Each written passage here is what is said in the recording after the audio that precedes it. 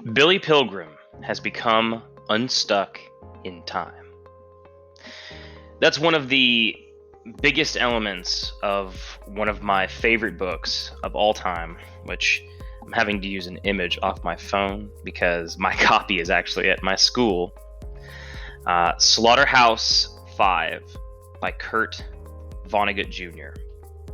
So what is Slaughterhouse-Five and why should you read it? Well, at the end of the day, Slaughterhouse-Five is one of the most thought-provoking and interesting anti-war books ever written.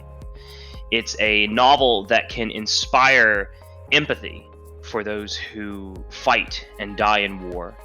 But it's also a commentary on the struggles that we face in our everyday lives, how we deal with them, and how we allow ourselves to be carried on by whatever happens to us, and whether we should accept that or try to fight against it.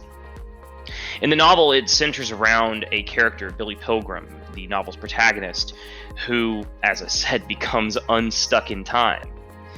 Just like Kurt Vonnegut in real life, Billy Pilgrim was a soldier in World War II, and he was a prisoner of war during the firebombing of Dresden, one of the most heinous acts of destruction committed by the Allies during World War II, where they firebombed a German town, effectively obliterating it off the map.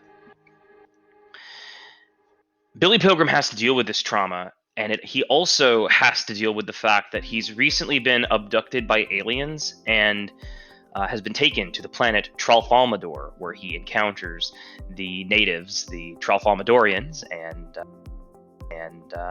has to come to grips with their very strange ideology of how they see life in the universe. Ultimately, he accepts their way of thinking and actually brings this back to Earth. What does this have to do with war? Well, in the end, Billy Pilgrim accepts this idea that he can change nothing about his destiny, nothing about his life.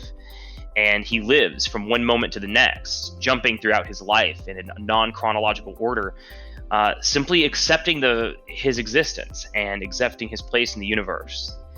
It's strange because on one hand, there is a sort of tranquility he achieves by doing this, but on the other, it's in human nature to fight against our destinies, to fight against our fates, and to change our fortunes for the better. And yet Kurt Vonnegut is portraying this story where, after enduring the traumas of war, Billy Pilgrim simply floats through life, accepting everything he's given. I think it's a really interesting book. It's kind of difficult to talk about in some ways, but I think it is very worth reading, and it can be a lot of fun for students if you can get past the profane language and, yeah, more of an adult book.